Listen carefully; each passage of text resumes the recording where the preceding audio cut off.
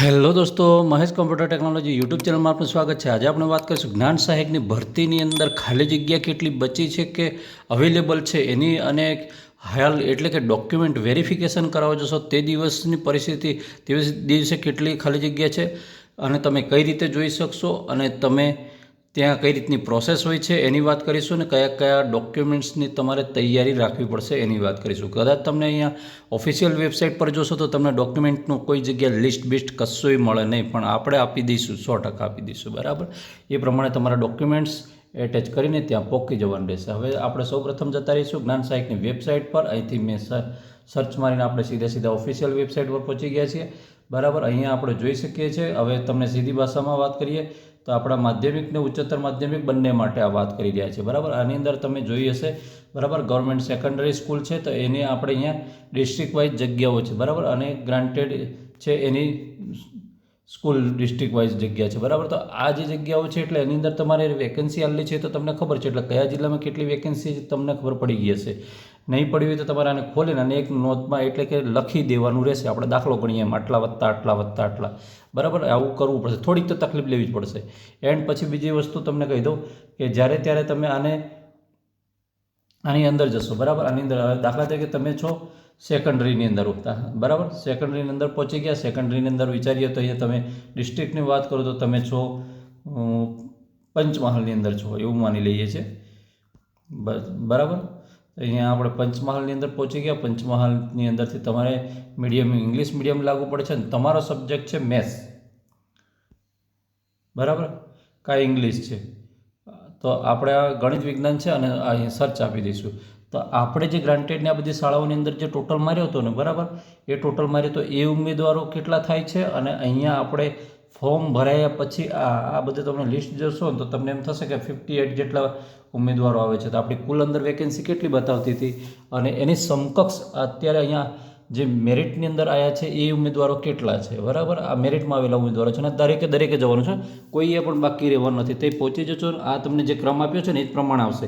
સૌથી ટોપ પર હતો ને એને પહેલો બોલાવશે, પછી એના પછી હતો એને બીજો બોલાવશે, એમ ક્રમિક બોલાવશે। એ ત્યાં કાઉન્ટર વ્યવસ્થા કરવામાં આવશે। સાદી ભાષામાં કહીએ તો ટેબલ વ્યવસ્થા, 1 ટેબલ 2 ટેબલ 3 ટેબલ, એમ ગણિત વિજ્ઞાનનું અલગ ટેબલ હશે, લેંગ્વેજનું અલગ ટેબલ હશે, એસએસનું અલગ ટેબલ હશે, બરાબર। એમ 3 ટેબલ તો હોય જ છે ફિક્સ, બરાબર। અને એ રીતે તમને ત્યાં ડોક્યુમેન્ટ વેરિફિકેશન સૌપ્રથમ જશો એટલે તમારી ત્યાં હાજરીની નોંધ કરવામાં આવશે, બરાબર।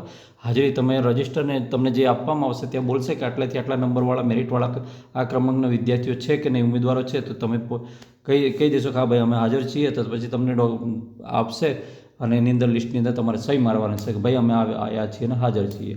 આમાંથી કેટલાક ઉમેદવારો એવું પણ હોય કે મેન્સની સારી એવી તૈયારી કરી ચૂકેલા હોય અને 100% કોન્ફિડન્સ હોય કે ભાઈ અમે આમ વિશ્વાસ હોય કે અમે 100% આપણે દ્વિસ્તરીય હમણાં જે લેવાનાર છે 26માં ક્લિયર કરી દઈશું, અને આ ડખામાં નથી પડવું તે એમને ના જવું હોય તો એમને વાંધો નથી આમ, અને એવું ડખામાં ના પડો તો બહેતર છે, બરાબર। હા, તમને વિશ્વાસ હોય કે આપણે બંને બાજુનું હેન્ડલ કરી લઈશું તો વાત નો ડાઉટ, તો પડી જાવ તો વાંધો નથી, બરાબર। કેમ કે જે ચેલેન્જ હોય ચેલેન્જની સામે પણ આપણે સામે એક્સેપ્ટ કરીને જે એચીવ કરીએ ને એની મજા કંઈક અલગ હોય છે, બરાબર। હવે આજે માન લો અહીંયા 58 છે, તો 58ની અંદર દેખવા જઈએ તો આ ઉમેદવારોની જગ્યા તમને ખબર પડી જશે। હવે તમને એમ થશે કે સર અમારે એ વાત નથી કરવી, અમારે તો એ વાત કરવી છે કે પાછળ રહેલા ઉમેદવારોને કઈ રીતે ખબર પડે। તો પાછળ રહેલા ઉમેદવારોને તો જ્યારે ત્યારે એનો સેકન્ડ રાઉન્ડ પડશે ત્યારે એનું ટેન્શન આવશે, એ તમારે લેવાનું નથી। આજે જે પહેલા રાઉન્ડની અંદર જશે ને એ આપણા 58 છે એની સાથે જ વાત, બીજાને કોઈ નહીં। અને તમને ત્યાં એક બોર્ડ સિસ્ટમ હશે, બોર્ડની અંદર જે શાળાઓ હશે ત્યાં દર્શાવી દીધેલી હશે કે ફલાણી શાળા આ જગ્યાની અમુક જે ગામો હોય, દાખલા કે પંચમહાલ તમે ભર્યું તો પંચમહાલની શાળાઓ દર્શાવી દેવામાં આવશે। એમાંથી પૂરાતી આવશે। માન લો પહેલો ટોપ મેરિટવાળો જે ઉમેદવાર છે એને જે નજીક પડતી હશે એ લઈ લેશે, પેલો બીજાને પડશે એ લઈ લેશે, એમ કરતાં નીચે આવશે। અને જેમ મેરિટ ક્રમાંક આવતો જશે ને શાળાઓ પૂરી થતી જશે એમ થશે। બની શકે કે કદાચ ઉમેદવારો વધે પણ ખરા, કદાચ ઘટે પણ ખરા, આવું બની શકે સંખ્યાના આધારે, કેમ કે કેટલાક ઉમેદવારો નહીં આવ્યા હોય, આવું બની શકે। તો અંદર છે જગ્યાઓ ખાલી પડી જાય। ઘણા એવા પણ હોય છે કે ત્યાંથી ઓર્ડર લઈને અને હાજર નથી થતા, આવું ના કરતા। જેમને હાજર નથી થવું ને એ મહેરબાની કરીને નહીં થતા, કેમ કે કોઈને ઈચ્છા હોય કે ભાઈ મારી જિંદગીમાં એક વખત ચાન્સ મળ્યો છે, ઉંમર વધી ગઈ છે અને મારે જોબ કરવી છે, તો એ વ્યક્તિ 100% કરી શકે એક વખત, બરાબર. આવું છે. એટલે તમે ત્યાં હાજર હશો ત્યાં જ તમને કેટલી ખાલી જગ્યા રહી ને કેટલી છે એ ખબર પડી જશે. એના પછી નેક્સ્ટ ટાઈમ બીજો રાઉન્ડ ચાલુ થશે ત્યારની વાત. ત્યારે હવે આપણે તમારે કયા કયા ડોક્યુમેન્ટ્સની તૈયારી રાખવી પડે એની વાત કરી દો. ટેન્શન નહીં લેતા. ડોક્યુમેન્ટ્સની જે PDF છે ને એ તો ડિસ્ક્રિપ્શનમાં આપી દઈશ, એટલે તમે ત્યાંથી ઉપાડી લેજો.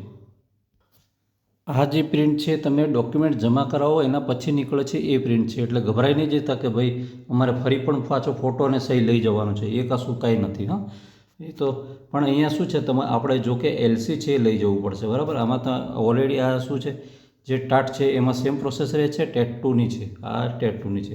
હવે આમાં જાતિ અંગેનું પ્રમાણપત્ર, તો જાતિ અંગેનું પ્રમાણપત્રની અંદર છે એ આપણે લેતા જવાનું રહેશે, બરાબર. નો ડાઉટ હમણાં જે જ્ઞાન સહાયક પ્રાથમિક વિભાગ હતી એની અંદર જાતિ અંગેના પ્રમાણપત્ર કોઈ જગ્યાએ માંગ્યા નથી, બરાબર. એટલે એવું કશું છે નહીં. કેમ કે અહીંયા એટલું બધું આમ એને હાઇલાઇટ નથી કરવામાં આવતું. પછી ઉન્નત વર્ગનો કે આ જે પણ છે એ આપણે છોડી દઈએ છીએ. પણ આપણે જે જાતિ અંગેના પ્રમાણપત્ર છે, પછી જે ફિઝિકલ હેન્ડીકેપ કદાચ હોય ને એની અંદર એપ્લાય કરવું હોય તો એ પણ આપણે લેતા જઈશું, બરાબર. પછી માજી સૈનિક છે. હવે આપણે આ બધી વસ્તુ પ્રમાણપત્રોની વાત આવી. આપણી મેન વસ્તુ છે LC, અને પછી બીજા નંબરની વસ્તુ છે HSCની માર્કશીટ, આ નહીં ભૂલવાની. અને HSCનું ટ્રાયલ સર્ટી છે એ નહીં ભૂલવાનું. પછી અહીંયા ટેટ 2 લખી દીધેલું છે, આપણે અહીંયા ટાટ રહેશે, બરાબર. અહીંયા ટાટ રહેશે. આ ટાટ 2ની માર્કશીટ છે એની ઝેરોક્સ છે એ લેતા જવાનું. આ બધી ટોટલી ઝેરોક્સોને નીચે સ્વપ્રમાણિત કરીને સાઈ મારી દેવાની.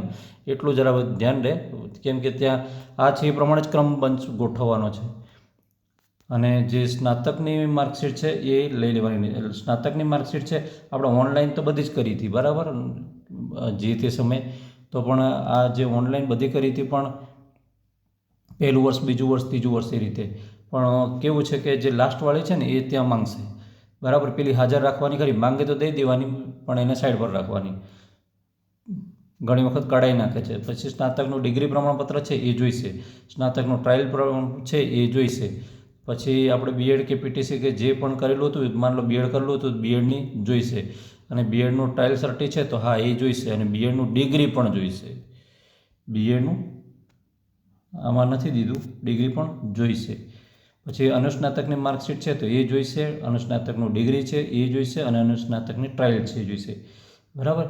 હવે આમાં કેવું છે કે કેટલીક બહેનોએ SNDTની અંદર વ્યવહાર કરેલો હોય, મીન્સ છે કે SNDTમાં સ્ટડી કરેલું હોય, અને BEd કે PTC ત્યાં કરેલું હોય તો એ પ્રમાણપત્ર ત્યાંનું એ પ્રમાણે જોઈશે. પછી આ બધા જોઈએ છે, હા મિત્રો.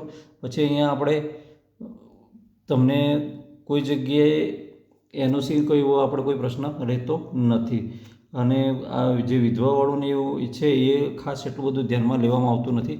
અહીંયા જે મેરિટ ક્રમાંક આપણો ક્રમિક આવ્યો છે જનરલ રીતે, એ પ્રમાણે તમને ત્યાં ભરતીમાં બોલાવશે, આમ લાઇનમાં બેસાડીને, અને પછી એક વારાફરતી બોલાવશે ને એ પ્રમાણે ત્યાં તમને શાળા પસંદગી આપીને અને ઓર્ડર દઈ દેવામાં આવશે. ઓકે મિત્રો, વિડીયો ગમે તો વિડીયોને લાઇક કરજો. ચેનલ પર નવા ચેનલ સબસ્ક્રાઈબ કરવાનું બિલકુલ નહીં ભૂલતા. અને હા, કંઈ થોડી ઘણી ભૂલ હોય એવું કે કંઈ પ્રશ્ન રહ્યો હોય તો મને કહેજો, તો હું મારી રીતે તમને જવાબ દઈ દઈશ. ઓકે, જય હિન્દ.